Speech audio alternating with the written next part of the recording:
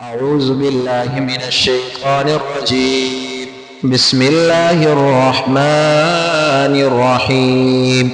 ولقد أنزلنا إليكم آيات مبينات ومثلا من الذين خلوا من قبلكم وموعظة للمتقين. ولقد أنزلنا، قسم بخدا، انزلنا ہم نے اتارا، الیکم اے پیغمبر تمہاری طرف، یا اے مومنو تمہاری طرف، آیات مبینات واضح قسم کی آیات کریمہ، واضح قسم کے احکامات. یہ سورہ نور پوری کی طرف اشارہ ہے جو ابھی تک ہم پڑھ چکے. اللہ فرماتے ہیں کہ اس بات کے اندر کوئی کسی قسم کا شک و شبہ نہیں کہ اس سورہ نور کو ہم نے کھول کر بیان کیا. اس سورہ نور کے اندر کوئی کسی قسم کی بات چھپی ہوئی ہم نے نہیں چھوڑی. واضح گناہ بیان کیے، پھر ان کی سزا بیان کی، لعان کا حکم بیان کیا، اسی طرح زنا کا حکم بیان کیا، پھر آخر میں تمہارا معاشرہ سدھارنے کے لیے ہم نے یہ حکم بیان کر دیا کہ اپنے معاشرے کو کواروں سے پاک رکھو، اپنے معاشرے کے اندر نکاح کو عام کرو، نکاح کو سادہ بناؤ. جب نکاح سادہ بنے گا معاشرہ صاف ستھرا رہ جائے گا. جب نکاح آپ کا مشکل بن جائے گا تو زنا اس معاشرے کے اندر آسان ہو جائے گا. فقہاء نے اور مفسرین نے صاف کھلا الفاظ کے اندر لکھا ہوا ہے. اللہ فرماتے ہیں کسی قسم کی بات چھپا کر میں نے نہیں کی، واضح طور پر آیتیں میں نے تمہارے سامنے اتار دی، تمہارے اوپر بیان کر دی. اب کرنا کیا ہے؟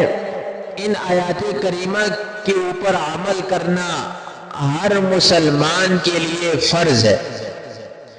جیسے فرض نماز کو اہمیت دی جاتی ہے، ایسے ہی ان احکامات کو بھی اہمیت دی جائے.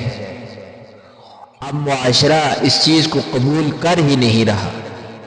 عورت شرعی پردہ کرے، گناہ کے کاموں سے باز آ جائیں، خبیث کاموں کو چھوڑ دیں، طیب کاموں کو شروع کرے، معاشرہ اس چیز کو قبول نہیں کر رہا. لیکن اللہ فرماتے ہیں کہ تمہیں اسے قبول کرنا پڑے گا. اگر تم لوگ ان میری باتوں کے اوپر عمل نہیں کرتے، میرے حکم کو نہیں مانتے، تو ذرا اگلے جملے کی طرف غور کریں. وَمَثَلًا مِّنَ الَّذِينَ خَلَوْا مِن قَبْلِكُمْ. نہیں کرتے عمل، اپنے سے پہلے والی امتوں کی مثالیں اٹھا کر دیکھو، وہ مثالیں تمہارے پاس موجود ہیں. مثلا من الذین خلوا من قبلکم، مثال ان لوگوں کی خلوا من قبلکم جو گزر چکے ہیں تم سے پہلے. تم کو نئی امت ہم نے نہیں لائی، یعنی پہلی امت تم نہیں ہو. تم سے پہلے بھی کیا ہزاروں امتیں، لاکھوں امتیں گزر چکی ہیں. آپ ذرا ان امتوں کے حالات کو اٹھا کر دیکھو، تمہیں اندازہ ہو جائے گا کہ ہم نے ان امتوں کے ساتھ کیسا معاملہ کیا. قرآن بھرا پڑا ہے پہلی امتوں کے واقعات کے ساتھ. نوح علیہ السلام کی قوم کا واقعہ دیکھیں کہ نوح علیہ السلام 950 سال پورے صرف اور صرف تبلیغ کرتے رہے. اور ان کی تبلیغ کے اندر کیا چیزیں تھیں؟ یہی چیزیں تھیں ان کی تبلیغ کے اندر. اللہ ایک ہے، اللہ کے ساتھ کسی کو شریک مت ٹھہراؤ، اللہ کے احکامات کے اوپر عمل کرو، میری بات مان لو، نجات پالو گے. لیکن امت والوں نے کیا کیا؟ وہی حال کیا جو آج امت کر رہی ہے اپنے نبی کے ساتھ. وہی حال کس کے ساتھ ہوا؟ نوح علیہ السلام کے ساتھ ہوا. آج جیسے قرآن کی طرف توجہ نہیں کی جا رہی، قرآن کو کوئی اہمیت نہیں دی جا رہی، اس وقت نوح علیہ السلام کی قوم نے بھی یہی کیا. قرآن کے اندر آتا ہے وَاسْتَغْشَوْا ثِيَابَهُمْ، اپنے اوپر موٹے موٹے کپڑے ڈال دیا کرتے تھے کہ ہمیں نوح کی آواز نہ آئے، اور اپنے کانوں کے اندر انگلیاں ڈال دیتے تھے کہ آواز سے بچ جائے. آج ہمارے ساتھ تو ایسا معاملہ نہیں، لیکن ہم بھی کیا کرتے ہیں؟ قرآن کو چھوڑ کر قرآن سے دور بھاگ رہے ہیں۔ اللہ فرماتے ہیں اگر نہیں سدھرتے تو پھر ان کی مثال کو دیکھ لو کہ نوح کی قوم کے ساتھ ہم نے کیا کیا کہ سارے کے ساروں کو غرق کر دیا۔ پوری دنیا کے اندر اللہ نے کوئی کافر نہیں چھوڑا، سارے کافروں کو، سارے نافرمانوں کو اللہ نے کیا کر دیا؟ تباہ و برباد کر دیا، پانی کے اندر غرق کر دیا۔ پھر پوری دنیا سے کتنے لوگ بچے؟ 80 یا 82 لوگ بچ گئے، اور سارے کے سارے کیا ہوئے؟ تباہ ہوئے۔ اسی طریقے سے قوم عاد کو دیکھے، قوم سمود کو دیکھے، ان میں سے تو بعض ایسے تھے وہ نعرہ لگایا کرتے تھے من اشد منا قوہ، بھائی ہم سے زیادہ طاقت والا کون ہے؟ طاقت تو ہمارے اوپر آ کر ختم ہو گئی ہے۔ روایات کے اندر یہ بات بھی آتی ہے کہ کھجور کا تنا کتنا سخت ہوتا ہے، ایک ہاتھ سے پکڑتے اٹھا کر اسے باہر لے آتے۔ آج تو ادھر معمولی سا تنا کیا پودا بھی انسان نہیں اکھیڑ سکتا، تو وہ کھجور کا اتنا سخت تنا کہ جس کی مثال قرآن کے اندر آئی ہے کہ اس کی جڑیں کیا ہیں؟ بہت ہی گہری ہے۔ اس تنے کو کیا کرتے تھے؟ پکڑ کر باہر نکال دیتے تھے۔ اللہ فرماتے ہیں اگر انہیں ہم نے تباہ کیا تو تم کیا چیز ہو؟ تمہیں ہم تباہ نہیں کریں گے۔ لیکن یاد رکھ لیں اس امت کے اوپر استحصالی عذاب نہیں آنا، جس وجہ سے ہم بے غم ہوئے ہیں نا۔ ہم کہتے ہیں جی امت محمدیہ پر عذاب نہیں آئے گا، ذرا یہ تو سوچو کہ کون سا عذاب نہیں آئے گا؟ امت محمدیہ پر وہ عذاب نہیں آئے گا جس عذاب سے بیک وقت پوری کی پوری امت محمدی تباہ ہو جائے، لیکن افرادی طور پر عذاب آئے گا۔ ایک گاؤں، ایک ملک اور کسی علاقے کے اندر عذابات آئیں گے اور آ رہے ہیں۔ زلزلے آپ دیکھ رہے ہیں، کتنی شدید زلزلے ہوتے ہیں، کسی جگہ پر بجلی چمکتی ہے، 100 قسم کے عذابات آتے ہیں۔ اور روایات کے اندر یہاں تک آیا ہے، یہ دور کس کا چل رہا ہے؟ موسیقی کا، ناچ گانوں کا، انہی چیزوں کا دور چل رہا ہے۔ تو رسول اکرم صلی اللہ علیہ وسلم کا ارشاد ہے، فرمایا میری امت کے اندر مسخ اور خسف ہوگا، یعنی زمین کے اندر لوگ دھنسیں گے بھی اور لوگوں کے چہرے کیا ہوں گے؟ مسخ ہو جائیں گے، یعنی بالکل جیسے انسان کے سر کا پچھلا حصہ ہوتا ہے ایسا ہی انسان کا منہ بھی ہو جائے گا۔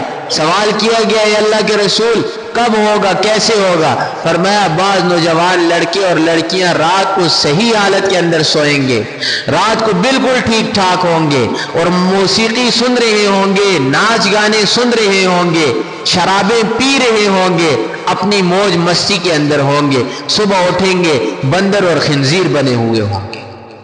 تو یہ اس امت کے اندر بھی ہوگا، لیکن انفرادی طور پر ایک وقت کے اندر سب پر عذاب نہیں آئے گا۔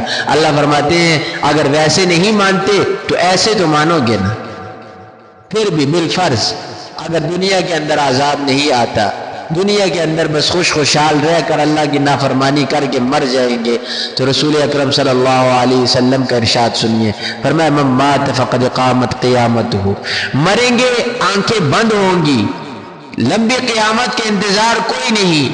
فرمایا جو مر گیا آنکھیں بند کر دی اس کی قیامت شروع ہوگی، بس حساب و کتاب اس کا شروع ہو گیا۔ چرپائی ہمارے سامنے پڑی ہوئی ہے، ہم کہتے ہیں کہ یہ مردہ میت ہمارے سامنے پڑا ہے، لیکن اس کے ساتھ سارا حساب و کتاب شروع ہو چکا ہوتا ہے، اس سے سارے کے سارے اگلے معاملات نظر آ چکے ہوتے ہیں، اس بیچارے کی قیامت اسی وقت شروع ہو جاتی ہے۔ تو لہٰذا اگر اللہ کو منانا ہے، اگر اپنی آخرت والی زندگی تنگ نہیں کرنی، تو یہ سورہ نور کے ان احکامات کے اوپر عمل کرنا اپنے لیے فرض سمجھ لیں۔ اللہ فرماتے ہیں وَمَوْعِظَةً، یہ نصیحت ہے للمتقین، متقی لوگوں کے لیے۔ قرآن تو میں نے پہلے بھی عرض کیا تھا آپ کے سامنے کہ قرآن تو ابو جہل کے کانوں کے اندر بھی پڑتا رہا ہے۔ ابو جہل بھی قرآن سنتا تھا، قرآن کو سمجھتا تھا، قرآن کو دیکھتا بھی تھا، لیکن کیا ایمان کے بغیر گیا نا؟ وجہ کیا تھی کہ ابو جہل نے کبھی نصیحت حاصل کرنے کی غرض سے قرآن کو سنا ہی نہیں، قرآن کو دیکھا ہی نہیں۔ یہ قرآن فائدہ آپ کو تب دے گا کہ جب آپ کے دل کے اندر اللہ کا خوف ہوگا، آپ اللہ کے قرآن کو کوئی اہمیت دیں گے اور اس نیت سے قرآن کے سامنے بیٹھیں گے کہ قرآن کا جو بھی حکم ہوگا میں اس کے اوپر عمل کروں گا۔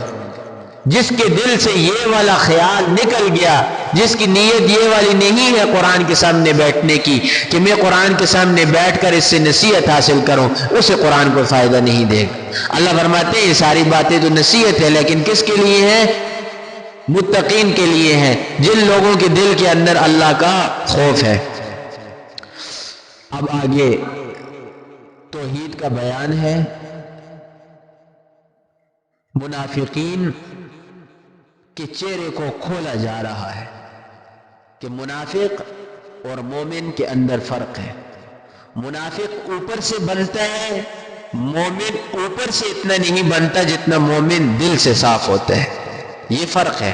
منافق اور مومن کے درمیان کیا فرق ہے کہ مومن اوپر سے بننے کی کوشش نہیں کرتا، مومن اپنے اندر کو بناتا ہے، منافق اوپر سے بنتا ہے، اندر سے کالا ہوتا ہے۔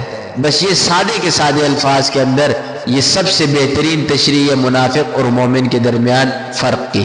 اب اللہ اس فرق کو بیان کرتے ہیں، کیوں مومن اور منافق یعنی مسلمانوں اور منافقوں کے اوپر احکام ایک طرح کے جاری ہوتے تھے محمد رسول اللہ کے زمانے میں بھی۔ کیوں؟ کسی کے ماتھے کے اوپر نہیں لکھا ہوتا تھا کہ یہ فلاں منافق ہے، بس اندر دل کے اندر کفر انہوں نے چھپایا ہوتا تھا، اور رسول اللہ صلی اللہ علیہ وسلم کے خلاف ویسی ہی سازشیں کرتے تھے جیسے کہ کفار کیا کرتے تھے جو کافر لوگ تھے۔ تو اللہ اب کیا کہتے ہیں؟ نہیں، ایمان جو ہے نا، ایمان دل کے اندر کی کیفیت کا نام ہے۔ ایمان ایک نور ہے، لہٰذا جس شخص کے دل کے اندر یہ نور ہوگا، ایمان ہوگا، اس ایمان، وہ والا ایمان کیا ہے؟ معتبر ہے۔ اور جو اوپر سے اپنے آپ کو مومن بنائے، اندر سے دل اس کا کالا ہو، ایسے ایمان کی اللہ کو کوئی ضرورت نہیں۔ اللہ نے پھر کیا فرمایا؟ ان المنافقین فی الدرک الاسفل من النار۔ منافق جو ہے نا یہ کافروں سے بھی نیچے ہوں گے، نہ جہنم کے سب سے نچلے طبقے کے اندر ہوں گے۔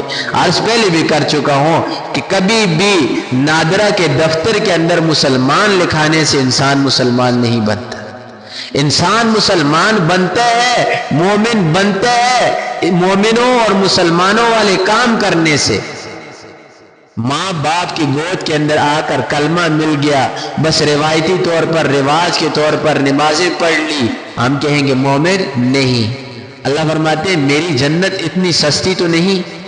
اب اللہ اس چیز کو بیان کرتے ہیں، اللہ نور السماوات والارض۔ اللہ نور ہے آسمانوں اور زمینوں کا۔ قرآن کے اندر جہاں کہیں بھی آسمان اور زمین کا لفظ آیا ہے وہاں سے مراد پوری کی پوری کائنات ہے۔ یعنی اللہ نور ہے آسمانوں اور زمینوں کا، کیا مطلب؟ اللہ پوری کی پوری کائنات کا کیا ہے؟ نور ہے۔ نور کی دو قسمیں ہیں، ایک ذاتی ایک فعلی۔ ایک ذاتی نور ہے اللہ، کیا مطلب؟ یہ نور اللہ کی ذاتی صفت ہے کہ اللہ خود بخود ظاہر ہوا ہے اور دوسری چیزوں کو ظاہر کرتا ہے۔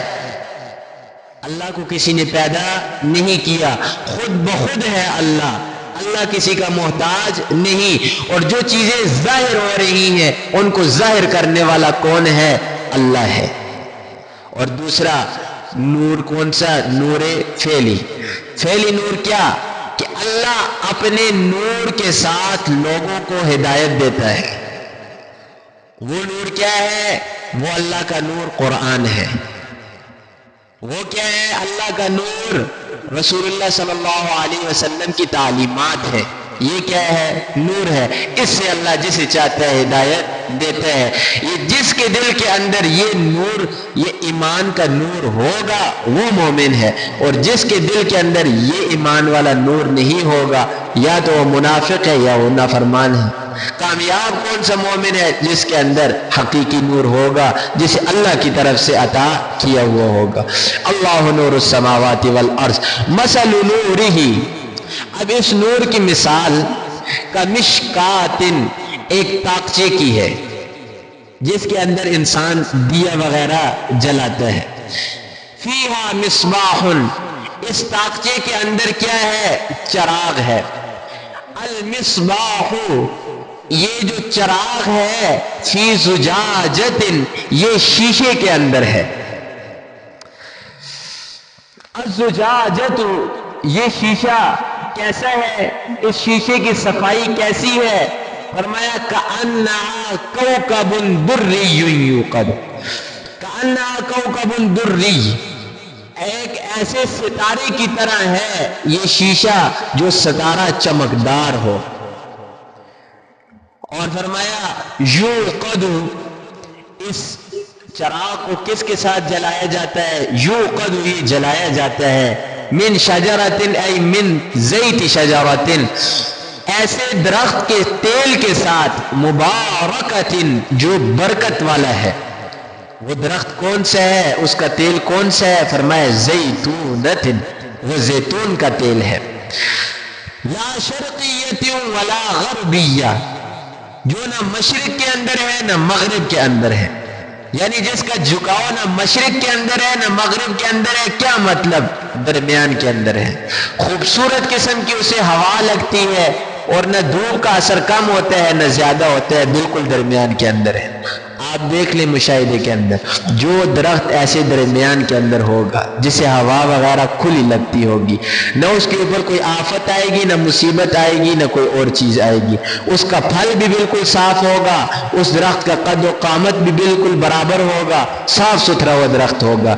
ایسے درخت کی تشبیہ کس کے ساتھ دی ہے؟ زیتون کے درخت کے ساتھ۔ حسن بصری رحمہ اللہ فرماتے ہیں یہ درخت کون سا ہے؟ مثالی درخت ہے، یہ دنیا کے اندر موجود نہیں۔ اگر یہ دنیا کے اندر موجود ہوتا تو اس کا کوئی نہ کوئی مشرق اور مغرب تو ہوتا، یہ صرف اور صرف مثال الہی ہے۔ کعب رضی اللہ تعالیٰ عنہ فرماتے ہیں نور کی جو مثال یہاں پر دی گئی ہے یہ مومن کی مثال ہے۔ یہاں جو مومن اپنے دل کے اندر اس کو نور کو رکھنے والا ہے، ایمان کو رکھنے والا ہے، یہ مثال مومن کے لیے دی گئی ہے کہ مومن کے دل کی مثال ایسی ہے کہ بالکل صاف ستھرے شیشے کے اندر، ایک تاکچے کے اندر کیا رکھا ہوا ہے؟ چراغ رکھا ہوا ہے، اور وہ چراغ جل کس چیز سے رہا ہے؟ زیتون کے تیل سے۔ آپ مشاہدہ کر لیں، زیتون کا تیل جب آپ چراغ کے اندر جلائیں گے اس کا کوئی دھواں نہیں ہوگا، اس کا صرف اور آگ بھی کوئی نہیں ہوگی، وہ صرف اور صرف شعلہ ہوگا جو صرف اور صرف روشنی دے گا، آپ کو تکلیف اور پریشانی آپ کو کوئی نہیں دے گا۔ فرمایا جس طرح ادھر نور کی مثال ہے، اسی طرح مومن کے دل کے اندر ایمان جو ہوتا ہے اس کی مثال ہے۔ جب حقیقی نور آئے گا دل کے اندر، قرآن آئے گا، قرآن کی تعلیمات آئیں گی تو ایمان فتنوں سے محفوظ ایسے ہوگا جیسے ایک خوبصورت قسم کے شیشے کے اندر ایک تاک رکھا ہو اور اس تاک کے اندر چراغ رکھا ہو، وہ دیکھنے میں بھی خوبصورت نظر آئے گا اور وہ آپ کو تکلیف بھی کوئی نہیں دے گا۔ جب آپ بھی اپنے اندر ایمان لائیں گے تو ایمان کا نور جب آپ کے اندر چمکے گا تو اس سے لوگوں کو بھی فائدہ ہوگا اور آپ کو بھی فائدہ ہوگا، زندگی کا جو حقیقی سکون ہوگا وہ آپ کو مل جائے گا۔ ہاں، ایمان اگر ڈگمگاتا سا ہو تو پھر کیا ہوں گی؟ تکالیف بھی آئیں گی، پریشانیاں بھی آئیں گی اور ایمان کے اوپر فتنوں کے حملے بھی ہوں گے۔ یہ تو وہ دور چل رہا ہے جس کے بارے میں رسول اللہ صلی اللہ علیہ وسلم نے فرمایا کہ بعض لوگ ایسے ہوں گے رات کو سوئیں گے مومن سوئیں گے، صبح اٹھیں گے کافر ہوں گے، صبح اٹھیں گے مومن ہوں گے، رات کو سوئیں گے کافر ہوں گے۔ یہ وہ والا دور چل رہا ہے۔ اس وقت زبانوں سے کیسے کلمے ہم زبانوں سے نکال دیتے ہیں ہمیں خود بھی پتہ نہیں چلتا۔ اور عورتیں ذرا اس مسئلے کے اوپر غور کریں کہ بسا اوقات عورتیں اپنی زبانوں سے ایسے کلمات نکال دیتی ہیں جس سے ان عورتوں کا فی الفور نکاح بھی ٹوٹ جاتا ہے اور ایمان سے بھی چلی جاتی ہے۔ اور خاص طور پر یہ کلمات ان کی زبان سے فوتکیوں والے گھر نکلتے ہیں۔ جب فوتکی کسی کی ہو جاتی ہے تو سب سے پہلا کلمہ جو ان کی زبان سے بات جو نکلتی ہے یہ عورتیں کہتی ہیں کہ اے اللہ نعوذ باللہ ثم نعوذ باللہ ثم نعوذ باللہ، کہ اے اللہ تجھے یہ ہی ملا تھا مارنے کے لیے۔ یہ عورتیں بخوبی اسے سمجھیں، یہ کلمہ کفر ہے۔ اللہ کو مشورہ کبھی بھی نہیں دینا کہ اے اللہ تو نے ایسا کیا، کرنا ایسا تھا۔ جب آپ ایسا کلمہ کہیں گے تو انسان دائرہ اسلام سے نکل جاتا ہے۔ پھر لان تان کے اندر یہ عورتیں اتنی زیادہ آگے بڑھ جاتی ہیں کہ اولاد کو لان تان کرتے کرتے کرتے ان کی عادت ہی لان تان کے اوپر بن جاتی ہے. پھر کچھ کلمہ ان کی زبان سے ایسا نکل جاتا ہے کہ یہ کیا ہوتی ہے، دائرہ اسلام سے نکل جاتی ہے. کبھی بھی شکوہ نہیں کرنا، خصوصی طور پر اللہ کے اوپر کبھی شکوہ نہیں کرنا. ہماری سوچ ہی نہیں ہوتی، اللہ ایک ایسا کام کر دیتے ہیں جس کے اندر ہماری بھلائی ہی بھلائی ہوتی ہے. انسان تو کیا ہے، جلد باز ہے. انسان کہتے ہیں فی الفور یہ کام بھی ہو، یہ کام بھی ہو، یہ کام بھی ہو. لیکن کیا اللہ حکمت والا ہے، اللہ ہر کام کو کیا کرتے ہیں، انسان کے فائدے کے مطابق کرتے ہیں. شکوہ اللہ سے کبھی بھی نہیں کرنا. فرمایا یکاد زیتها یضیء، قریب ہے کہ اس کی جو روشنی ہے اس چراغ کی وہ جلتی رہے، روشن ہوتی رہے. ولم تمسسہ نار، اور اسے آگ چھوئے بھی نہ. کیا مطلب کہ وہ آگ نظر بھی نہیں آتی کہ آگ لگی ہوئی ہے، دھواں بھی اس کا نہیں ہوتا، بس ایسے ہی لگتا ہے کہ کوئی شعلہ جل رہا ہے اور خوبصورت قسم کی وہ روشنی دیتا ہے شیشے کے اندر. نور علی نور، نور کے اوپر نور ہے. ایمان لے آئے، ایمان کے اوپر جب زندگی گزاریں گے تو نور کے اوپر نور ہوگا. زندگی روشن، آپ روشن، آپ سے جو لوگ فائدہ لے رہے ہیں وہ روشن، روشن ہی روشن ساری چیزیں. اللہ فرماتے ہیں یہد اللہ، اللہ ہدایت دیتا ہے، لنورہ، اپنے نور سے، من یشاء، جسے وہ چاہتا ہے. اللہ کی مرضی کے بغیر کوئی قرآن سے استفادہ کر لے، قرآن سے فائدہ حاصل کر لے، قرآن کسی کی زندگی کو سدھار دے، ہو نہیں سکتا. اللہ اپنی کتاب کے لیے، اپنے قرآن کے لیے ہر ایک کو نہیں چنتا. یہ سن لے، کسی کو انسان اپنے قرآن کے لیے چنتا ہے، ہر ایک کو نہیں چنتا.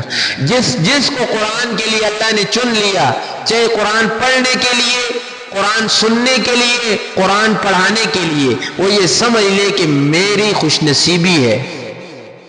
اللہ جسے چاہتے ہیں اپنے قرآن کے لیے لیتے ہیں، ہر ایک کو اللہ قرآن کے لیے نہیں لیتے. اللہ فرماتے ہیں یہد اللہ، اللہ کا نور ہے نا، اللہ کی مرضی ہے. یہد اللہ لنورہ من یشاء، اپنے نور کے لیے جسے چاہے، اپنے نور سے جسے چاہے ہدایت دے دے. وَيَضْرِبُ اللَّهُ، اللہ بیان کرتا ہے، الامثال، مثالوں کو، للناس، لوگوں کے لیے. اللہ بار بار قرآن کے اندر کئی قسم کی مثالیں ان لوگوں کے لیے کھول کھول کر بیان کرتا ہے کہ کسی نہ کسی طریقے سے لوگ قرآن کے اوپر آ جائیں، قرآن کو ماننے والے بن جائیں. اللہ فرماتے ہیں واللہ، اور اللہ بکل شیء علیم، ہر چیز کے جاننے والا ہے. جو چیز بھی اللہ اس کا علم رکھنے والا ہے. انسان کے دل کے اندر کیا نیت ہے، انسان کیا سوچتا ہے، ہر چیز کو اللہ بخوبی جاننے والا ہے. اچھا، یہ عورتوں نے ایک مسئلہ پوچھا ہے کہ لڑکیوں کی امامت کیسی ہے. اگر کوئی عورت امام ہو اور وہ عورتوں کو جماعت کے ساتھ نماز پڑھائے تو ان کی امامت کیسی ہے. خوب غور سے سن لیں، عورت کی امامت کسی صورت میں بھی جائز نہیں. عورت کی امامت کو فقہاء نے مکروہ تحریمی لکھا ہے، یعنی حرام کے درجے کے اندر ہے عورتوں کی امامت کروانا، فرض نماز کی بھی اور نفل نماز کی بھی. سوال ان کا یہ ہے کہ عام ایک حافظہ عورت ہے، وہ اگر اپنے قرآن کو یاد کرنے کے لیے تراویح کے اندر نماز پڑھائے اور گھر والے ہی اس کے پیچھے کھڑے ہوں، اس کی بھی کوئی اجازت نہیں. قرآن یاد کرنے کا طریقہ صرف اور صرف تراویح کے اندر نماز پڑھانے کا نہیں. یہی بچی اپنی والدہ کو بھی، اپنے والد کو، بھائیوں کو قرآن سنا سکتی ہے. وہ دیکھ کر قرآن سنے اور یہ اور بچی قرآن سنائے. آپ کسی صورت میں بھی لڑکی ہو یا بڑی عمر کی عورت ہو، وہ جماعت کی نماز نہیں کروا سکتی تمام عورتوں کو.